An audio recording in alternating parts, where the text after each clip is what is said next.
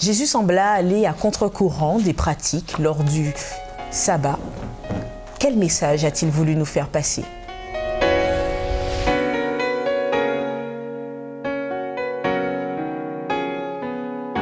Bienvenue chers amis dans votre émission Autrement dit. C'est un plaisir pour moi de vous retrouver en compagnie de Grégory et d'Eddie Michel. Bienvenue à vous deux. Merci. Alors, nous continuons cette semaine l'étude autour de l'évangile de Matthieu et nous continuons à approfondir les chapitres 11 et 12 de cet évangile. Et donc, précisément, nous allons aborder la thématique du sabbat et analyser un peu comment Dieu agissait et quelles étaient les réactions de l'époque. Alors, pour commencer, nous vous invitons à prendre connaissance du verset 28 de Matthieu 11 où il est dit « Venez à moi, vous tous qui êtes fatigués et chargés, je vous donnerai du repos ». Tout d'abord, dans ce verset, quand Jésus parle du repos, à quoi fait-il allusion précisément ? Alors, dans l'évangile de Matthieu, chapitre 11, verset 28, effectivement, on retrouve ces paroles que tu as citées. « Venez à moi, vous tous qui êtes fatigués et chargés, et moi je vous donnerai le repos. Prenez sur vous mon joug et laissez-vous instruire par moi, car je suis doux et humble de cœur, et vous trouverez le repos, car mon joug est bon et ma charge légère. » C'est vrai que moi, j'ai essayé de me mettre dans le contexte. Lorsque Jésus, justement, alors qu'il parlait de Jean le Baptiste, il a parlé de cette ville, de ces villes-là dans lesquelles il prêchait le message du royaume et qui, pour beaucoup, eh bien, étaient indifférentes à ce message. Lorsque Jésus regarde également tous ceux qui sont devant lui, ces hommes, ces femmes, il voit aussi des scribes, des pharisiens qui s'opposent régulièrement à lui. Et à un moment donné, dans ces échanges, il dit « Venez à moi, vous qui êtes fatigués et chargés ». Et je me suis dit, mais tiens, qu'est-ce que ça peut représenter également pour un peuple, pour le peuple d'Israël particulièrement. À qui il s'adresse en fait quand il oui, dit ça. Par rapport à ces Juifs-là qui sont autour de lui, qui baignent justement dans cet enseignement. Et lorsqu'il parle justement de repos, lorsqu'il parle de joug, d'instruction. Et c'est vrai que c'est très intéressant d'observer que la loi telle qu'elle était enseignée à l'époque de Jésus était comme un joug que l'on prenait et que l'on devait accomplir. Et souvent... Alors, qu'est-ce qu'un joug pour ceux qui nous suivent et qui se posent la question ? Alors souvent, un joug, c'est quelque chose qui est utilisé dans un attelage, qui associe justement deux animaux et qui vont ensemble tirer une charge pour que justement ce ne soit pas un au détriment de l'autre, mais que ce soit les deux qui portent la charge. Et donc d'ailleurs, Jésus dit que son joug est léger, c'est cela. Oui, tout à fait. Et ce qui est intéressant, c'est que je suis allé un peu plus loin que le texte et j'ai observé que le mot qui est aussi utilisé dans ce texte fait référence à une balance. À la notion de justice. Et c'est vrai que c'est très intéressant de lire aussi ce texte sous cet angle et de voir que par rapport au peuple et c'est vrai, à qui on enseignait cette Torah qui était aussi souvent un fardeau lourd à porter. Et d'ailleurs, Jésus va faire un certain nombre de remarques par rapport à cela. Il va leur dire, mais vous, quand il va parler par exemple aux scribes et aux pharisiens, il va leur dire, mais vous faites porter justement à ce peuple un lourd fardeau que vous-même, vous ne portez pas. Donc, c'est vrai qu'on associe parfois la loi de Dieu, la Torah, par exemple, à justement ce fardeau lourd, ce joug à porter. Et c'est très intéressant parce que Jésus dit « Venez à moi, vous qui êtes fatigués et chargés, et je vous donnerai du repos. Prenez mon joug sur vous et laissez-moi vous instruire. » On a le sentiment, en tous les cas personnellement, lorsque je lis le texte, que Jésus est en train de donner une nouvelle orientation à la Torah, à l'enseignement donné, non pas comme quelque chose de lourd à porter, mais quelque chose qu'il va nous faire porter à condition qu'on vienne à lui. Venez à moi et laissez-moi vous instruire. Donc ça veut dire que Jésus n'est pas dans ce texte en train de rejeter tout ce qui a été enseigné. Au contraire, Jésus est en train de dire que tout ce qui a été enseigné, il peut lui donner une nouvelle orientation pour que cela devienne léger. Et moi, j'aime bien le texte parce que Jésus dit « Je suis doux et humble de cœur ». Ça veut dire que ce qu'il propose est exactement à l'inverse ou à l'opposé de tout ce qui était enseigné, de tout ce qui était pratiqué à son époque. Et lui, il est celui qui va nous donner le vrai repos. C'est en Jésus, venez à moi, et je vous donnerai. Donc, on voit bien que c'est en Jésus, dans sa personne, en recevant son instruction, eh bien, que l'on trouve le véritable repos. Et si, par rapport à ce que j'ai dit précédemment, c'est en pratiquant sous l'égide de Jésus, à la lumière de Jésus, cette Torah, eh bien, qu'on entre véritablement dans le repos, parce qu'on peut l'appliquer avec équité, on peut l'appliquer avec justice. Et c'est en quelque part ce que Jésus est aussi en train de dire dans Matthieu chapitre 11 à partir du verset 28. Je voudrais quand même réagir parce que ce qu'il dit est très important. Simplement aller dans la continuité. C'est une déclaration, à mon avis, quand même révolutionnaire et presque choquante. Parce qu'il dit, venez à moi, vous tous qui êtes fatigués et chargés, moi je vais vous donner du repos. Sortant de la bouche d'un jeune homme d'à peine 30 ans, pour ses contemporains, quelqu'un peut-être qu'on ne connaît pas forcément, qui n'a pas fait le cursus classique des écoles rabbiniques, puisqu'on parle de Torah, on parle de toutes ces choses-là, ça doit être surprenant pour ses contemporains d'entendre une telle déclaration. Mais l'identité de Jésus lui permettait et lui donnait cette légitimité pour pouvoir faire cette déclaration, de dire que effectivement moi je suis là devant vous, mais je suis le Messie. Parce que concrètement, quand il dit venez à moi, vous tous qui êtes fatigués et chargés, il ne rentre pas dans une catégorie de fardeau ou de souffrance. Il dit peu importe les soucis que vous avez, moi je suis capable de le faire. Et concrètement, il n'y a que Dieu qui puisse faire ça. Donc il était aussi en train de montrer, de décliner son identité, de dire que moi qui suis là avec vous, je suis ce Messie, je suis ce Christ-là qui apporte une délivrance. Parce qu'il y a cette notion de soulagement pour des personnes fatiguées par le poids de toutes sortes de choses de la vie. Mais je pense que ce qui ressort aussi dedans et qui est important et qui est notre problème premier, c'est le péché. Jésus, effectivement, par son action, par le sacrifice qu'il avait déjà consenti, même si qu'il n'était pas encore à la croix, disait déjà que ce que je vais faire pour vous va vous libérer d'un poids encore plus grand. C'est-à-dire ce péché qui nous pousse justement à vivre dans cette souffrance, à vivre dans ce contexte qui est désagréable. J'ai la puissance de pouvoir vous soulager de ça. Et je crois que cette identité qui ressort au travers de cette déclaration devrait nous aider encore aujourd'hui à pouvoir accepter que Jésus seul a la solution à nos problèmes. Jésus peut tout régler, que ça soit physique, que ça soit spirituel. Il nous dit venez. Donc c'est une invitation qui était pour eux, mais encore pour nous aujourd'hui, pour nous rappeler que finalement c'est pas un homme ou quelque entité, mais Jésus qui a la solution. Et je pense que c'est important à garder à l'esprit.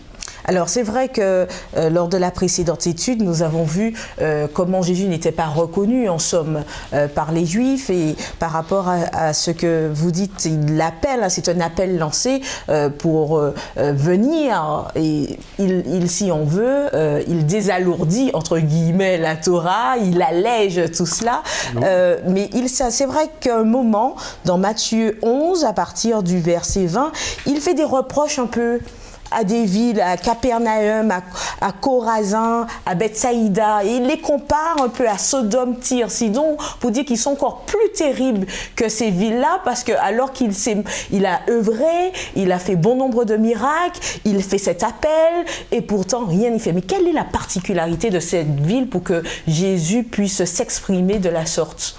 Alors personnellement, j'ai fait un parallèle avec Matthieu chapitre 4 à partir du verset 12, lorsque Jésus va commencer son ministère. Effectivement, Matthieu va citer le prophète Ésaïe disant que il y a une lumière qui est apportée à cette partie justement nord d'Israël, et donc le salut en quelque part leur est offert. Et là, pendant que Jésus justement accomplit son ministère dans ce territoire, il se rend bien compte que les hommes quand même, un certain nombre d'entre eux sont quand même assez rebelles, ils sont quand même fermés par rapport à son enseignement, par rapport à ce salut, et justement celui dont on parle, c'est-à-dire que Jésus donne au salut une connotation extrêmement positive, c'est-à-dire ce salut est doux. Il est agréable à porter, il est léger. C'est vraiment l'opposé de tout ce qui était enseigné et fait à l'époque de Jésus. Et donc, on voit que, en fait, lorsqu'on lit la Torah, l'Ancien Testament, on découvre quoi? Eh bien, que Dieu nous demande un fonctionnement éthique dans nos relations. C'est-à-dire de veiller à la veuve, de veiller à l'orphelin, de veiller aux plus faibles, de veiller à l'étranger, etc. Et je crois que c'est justement en pratiquant cette religion de Jésus que ce fardeau, qu'on trouve véritablement le repos. Et donc, malheureusement, alors qu'il apporte ce salut à toutes ces personnes, il dit, mais si peut-être Sodome, Gomorrhe, ceux qui vivaient dans ces situations avaient reçu le message que vous recevez aujourd'hui, peut-être qu'elles auraient changé de direction. Donc, Jésus est en train de leur dire, mais vous ne vous rendez pas compte de l'opportunité que vous avez d'accueillir, de vivre avec le Messie, le Sauveur. Et c'est un peu d'ailleurs ce qu'il dit précédemment, lorsqu'il va utiliser un peu cette parabole, avec, lorsqu'il dit les chanteurs de flûte, par exemple, au chapitre 11, à partir du verset 18, il va parler des chanteurs de flûte qui sont venus pour faire danser, et les gens n'ont pas dansé. Et celui qui est venu pour pleurer, non, les gens voulaient. Donc il y a une opposition ici, parce qu'effectivement Jean-Baptiste a invité les gens à la repentance. Jésus lui offre le salut gratuitement et la joie du salut, mais de l'autre côté, on n'accueille pas facilement ce message. Donc, bien évidemment, on comprend que là, effectivement, Jésus leur adresse des reproches, mais en quelque part pour qu'elles se réveillent, qu'elles prennent conscience et que finalement, le changement attendu se vérifie et s'accomplisse. Alors, est-ce qu'il y a un lien justement entre ce repos, d'ailleurs que vous avez bien expliqué, et en parallèle avec le joug léger qui est en lien avec la Torah, est-ce qu'il y a un lien entre cela et le sabbat? Est-ce qu'on peut faire un lien? C'est vrai que le sabbat, au départ, il est décrit comme étant ce jour où Dieu s'est reposé de ses œuvres. Donc il y a cette notion, comme je l'ai dit au départ, de soulagement. Et maintenant, dans le contexte du péché, on voit que le jour de sabbat joue ce rôle-là aussi de se détacher du petit quotidien qui, des fois, nous agace, nous embête. Donc je pense que même moralement, même physiquement, le fait de vivre le sabbat, encore dans ce contexte du péché, reste un bienfait, une bénédiction. Donc on a chacun notre quotidien de souffrance par rapport au travail, aux différents contextes. Mais c'est vrai que le fait de rentrer dans ce sabbat, l'invitation de participer à ce jour-là, de nous déconnecter, ne serait-ce que 24 heures, permet justement de régénérer, de nous fortifier, de repartir sur de bonnes bases. Donc je crois bien qu'il y a effectivement cette notion de soulagement qui peut faire le lien entre le sabbat et puis le repos, où Jésus dit effectivement « venez à moi », sachant que Jésus n'est pas étranger au sabbat, puisque lui-même déclare qu'il est le maître du sabbat. Donc, il sait de quoi il parle et c'est, je ne vais pas dire que c'est un, j'ai presque envie de dire que c'est un package, donc c'est vraiment une opportunité de profiter, de vivre cela encore plus pleinement. Alors, tout à fait. Et, permets-moi juste, même dans la structure utilisée par Matthieu, le chapitre 11 se termine justement par cet appel. Venez à moi, le vrai repos se trouve désormais en la personne de Jésus. Et ensuite, au chapitre 12, les deux épisodes qui nous sont racontés, ce sont deux épisodes qui sont liés justement au repos du sabbat. Et donc c'est une parfaite, je dirais même dans la structure du texte, une parfaite introduction, parce que le sabbat, le repos du sabbat, un jour donné, ne peut, de mon point de vue, ne peut se vivre qu'au travers justement du repos que l'on trouve dans l'accomplissement de l'enseignement de Jésus, en Jésus et avec Jésus. Sinon, tout le reste perd de son sens. Tout le reste ne peut être que pure tradition, ne peut qu'être que pur formalisme. Le repos doit d'abord se trouver dans les faits et gestes quotidiens lorsqu'on prend soin des uns et des autres. Et alors, oui, ce jour dont a parlé Grégory, ce 7e dont il est question dans la Bible et qui traverse justement l'Ancien comme le Nouveau Testament, eh bien, on entre véritablement dans un repos parce qu'on est déjà dans un vécu quotidien, dans la pratique je dirais horizontale, mais aussi verticale, eh bien, de ce que Dieu attend de nous. Alors justement, tu fais le lien avec le chapitre 12 où on voit un peu comment Jésus se comporte le jour du sabbat ainsi que ses disciples. On voit l'épisode où il est avec ses disciples dans un champ et ses disciples ont faim et ils se servent un peu dans le champ de la personne et ils prennent donc des épis de blé, ou encore on voit Jésus venant dans la synagogue et voyant un homme avec la main sèche et guérit justement cet homme. Alors comment interpréter le comportement de Jésus le jour du sabbat, et je vais même plus loin, de Jésus et de ses disciples le jour du sabbat? Je pense qu'au travers de cette manière de faire, que ce soit pour les guérisons qu'il a pu opérer, les miracles, ou même le fait qu'il permette à ses disciples de se nourrir alors qu'ils avaient faim, ce qui est un besoin vital, je pense que Jésus est en train simplement de donner l'exemple, de montrer le vrai modèle et la vraie signification du sabbat. Malheureusement, dans le contexte de cette époque-là, au travers des 10 commandements, les scribes et les pharisiens avaient ajouté plus d'une centaine de lois qui finalement, comment dirais-je, dénaturer la vraie valeur ou la vraie signification du sabbat, alors que c'était, et dit Michel a bien dit, une belle introduction pour dire que voilà, ce jour-là, c'est un jour de repos, c'est un jour de soulagement. Ça devrait être le meilleur de la semaine d'ailleurs, j'ai envie de dire, ça devenait le pire. Donc c'est le jour où on avait l'impression d'être le plus oppressé, on avait l'impression d'avoir l'opportunité ou l'occasion de faire le moins de choses, même à se retrouver à prendre son lit, à marcher avec et être en porte-à-faux. Donc je pense que Jésus donnait vraiment la signification et il a donné cette légitimité en disant que vous observez le sabbat ainsi, mais vous ne pouvez pas mieux l'observer que celui qui l'a créé, parce que moi je suis maître du sabbat. Donc il donnait déjà un petit peu, comment dirais-je, le là, et disait voilà, voici comment il faut faire. Ce n'est pas un jour de privation.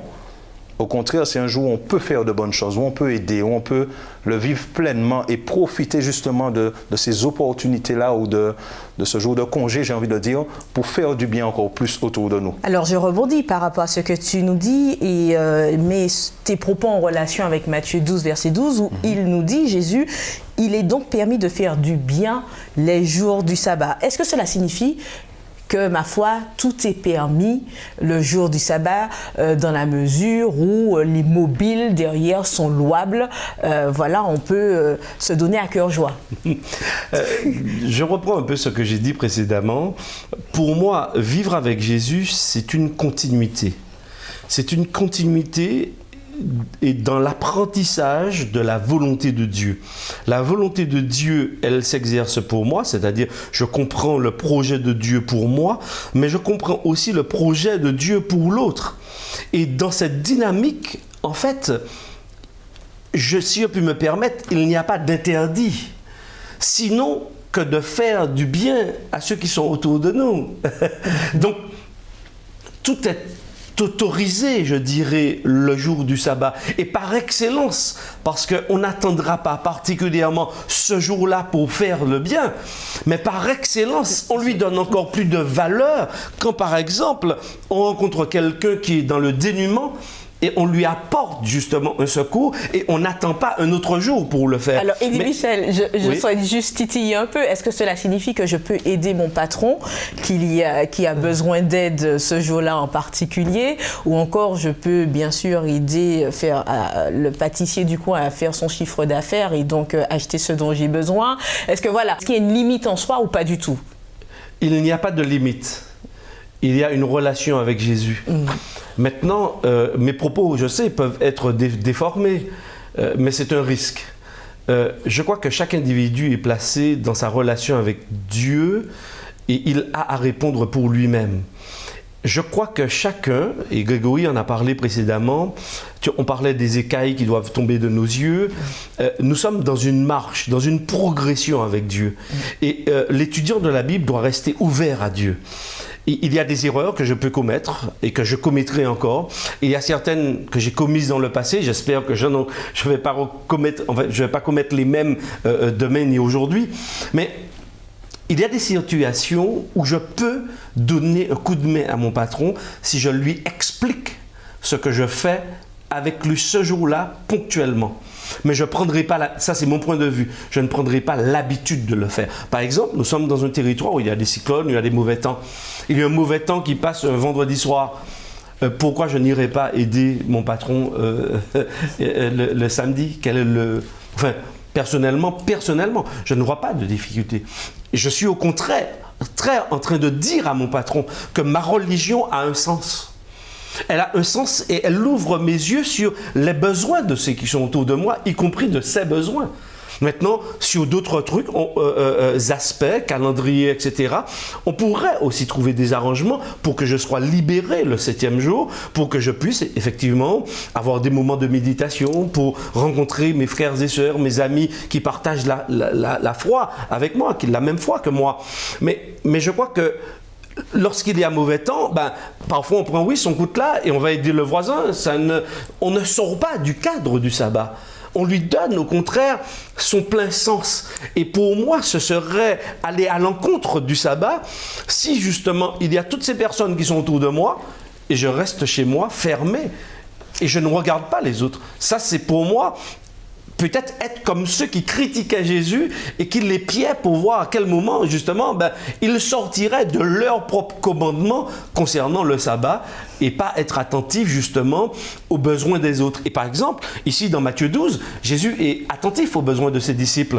On voit bien que ils ont faim. Jésus ne leur dit pas, vous savez qu'il est interdit. Non, Jésus leur permet de répondre à cette faim. Mais est-ce qu'il y a un peu un décalage avec l'Ancien Testament où on voyait un Dieu qui n'hésitait pas à foudroyer ou autre les personnes qui n'auraient pas observé ce jour, et à côté on voit Jésus qui vient et qui semble adoucir un peu les angles, assouplir un peu le sabbat.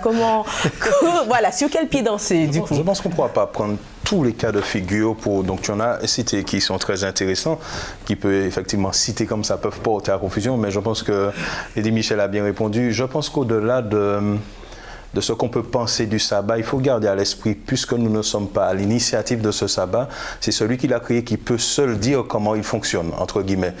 Sachant que le sabbat, comme le mariage a été institué depuis la création, Dieu donne aussi le fonctionnement. Le sabbat, au-delà du jour, bien qu'il y ait un jour spécifique, on parle du 7e jour, c'est aussi un état d'esprit, c'est aussi une atmosphère. Et Dieu dit, voilà, pendant la semaine, pendant les 6 jours, fais tout ce dont tu as besoin. Mais ce jour-là, il est particulier parce qu'il m'appartient. Et il permet une connexion particulière entre toi et moi. Et il dit dans le commandement, le 4e commandement, donc dans Exode 20 au verset 8, de sanctifier ce jour. Donc toutes les actions qu'on peut mener ce jour doivent pouvoir le sanctifier. Maintenant, c'est à nous, au travers de la lumière de la Bible, sanctifier ce jour? De le mettre à part, de faire que ce jour-là reste un jour spécial, un jour qui appartient à Dieu. Même si qu'il dit « je vous permets de faire le bien », il le dit bien dans un contexte particulier parce que, comme je l'ai dit au départ, le sabbat avait été dénaturé dans ce qu'il représentait. Maintenant, il dit, au lieu de penser qu'en faisant le bien, tu fais du mal, où tu dénatures, où tu transgresses le sabbat, il te dit que non, au contraire, tu peux faire le bien. Maintenant, ça n'empêchait pas Jésus d'aller dans la synagogue et de se rendre et de pouvoir enseigner, de pouvoir prier Dieu, de pouvoir glorifier Dieu en ce jour spécifique. Donc, il faut pouvoir mener des actions qui vont permettre justement de faire en sorte que ce jour puisse rester un jour à part, un jour particulier et surtout honorer Dieu. Alors c'est vrai que tu nous dis que c'est le 7e jour, tu te bases donc sur Exode 20, le verset 8, et en somme tu nous parles d'un sabbat, mais y a-t-il donc plusieurs sabbats? On entend parler de sabbat lunaire, on entend parler de sabbat hebdomadaire, même de sabbat mineur, majeur. Ma foi, quel est le sabbat qu'il faudra observer? Quel est le sabbat suivi par Jésus? Quel comportement avoir? Alors bien évidemment, lorsque nous lisons l'Ancien Testament particulièrement, et même le Nouveau d'ailleurs, ce mot signifie chômer.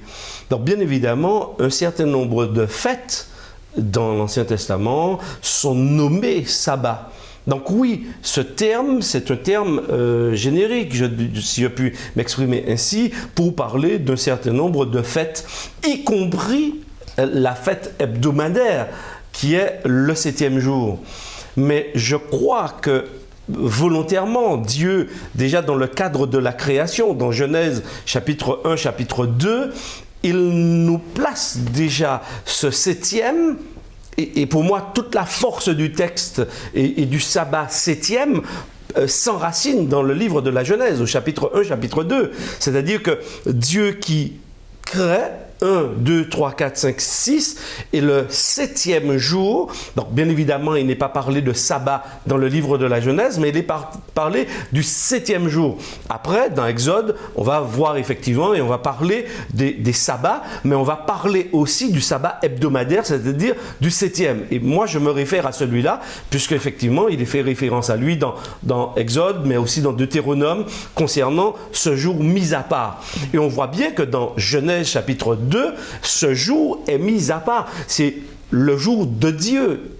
On a le sentiment que Dieu crée un jour pour l'homme. Alors, en nous donnant l'exemple d'une certaine manière, parce que le texte, de façon poétique, nous dit que Dieu s'est reposé, qu'il l'a béni, qu'il a mis à part. On voit bien que Dieu lui donne une couleur, il lui donne une saveur particulière. Alors, Eddie Michel, c'est que tu nous dis que c'est un jour de Dieu, mais un jour de l'homme.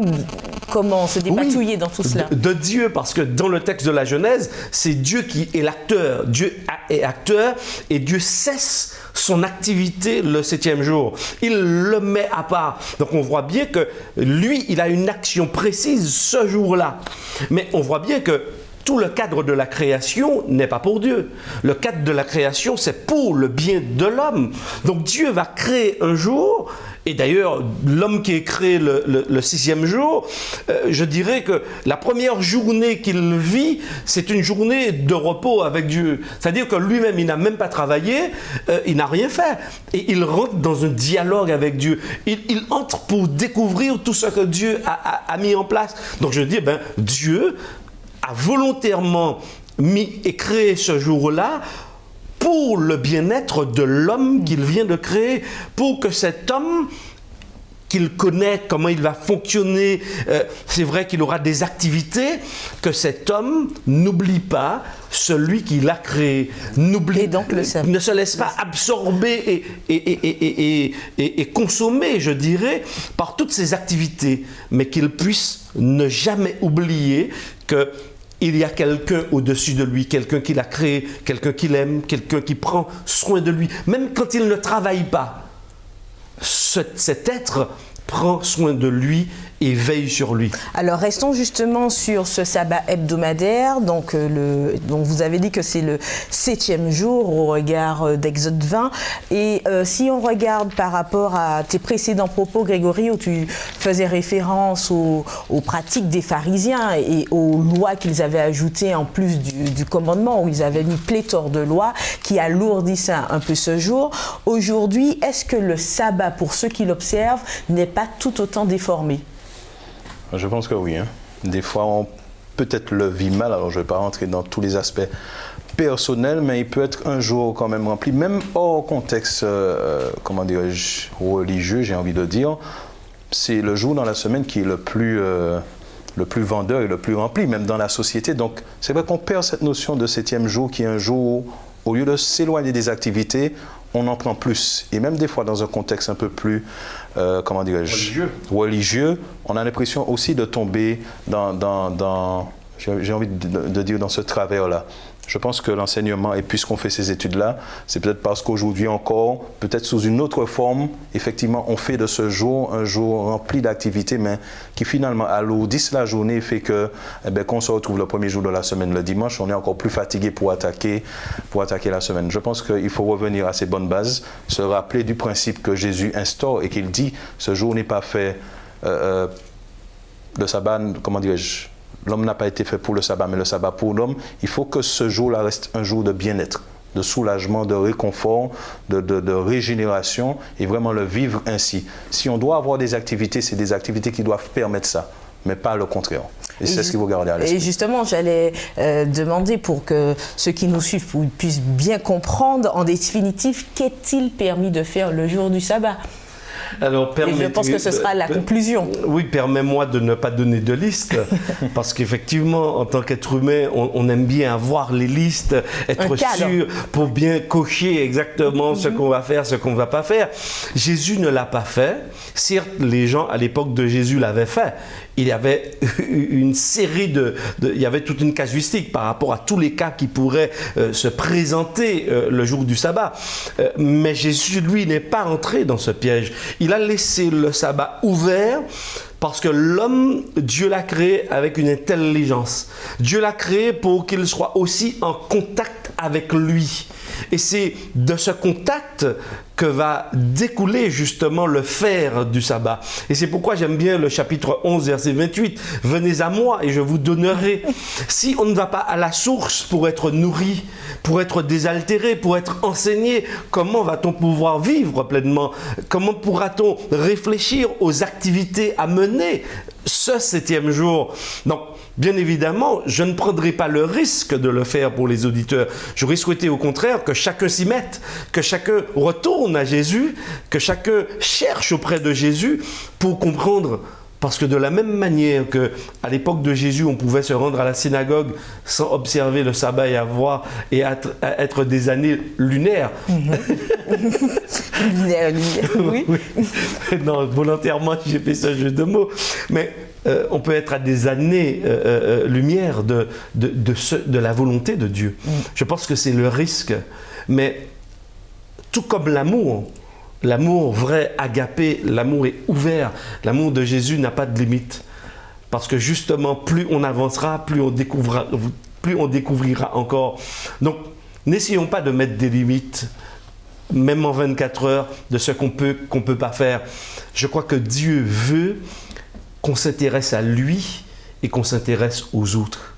De tout notre cœur, eh bien, que nous puissions nous tourner vers les autres. Et notre vie prendra une autre couleur, aura une autre saveur. Plus on va se concentrer sur notre propre personne, plus on sera malheureux. Et c'est là où le sabbat veut nous délivrer. Parce que souvent, les 6 premiers jours, les 6 jours, on travaille pour soi, on accumule pour soi. Mais Jésus nous dit, maintenant, accumuler pour soi n'est pas une fin en soi dans l'existence, c'est se tourner. N'oublions pas Dieu, mais n'oublions pas les autres. Et dans ce triangle-là, moi, Dieu, l'autre, Dieu, moi, eh bien, on peut trouver justement ce vrai repos dont Jésus parle. Nous finirons donc sur ces propos. Merci Eddy Michel, merci Grégory, merci à vous de nous avoir suivis et nous vous donnons rendez-vous à un prochain numéro d'Autrement dit.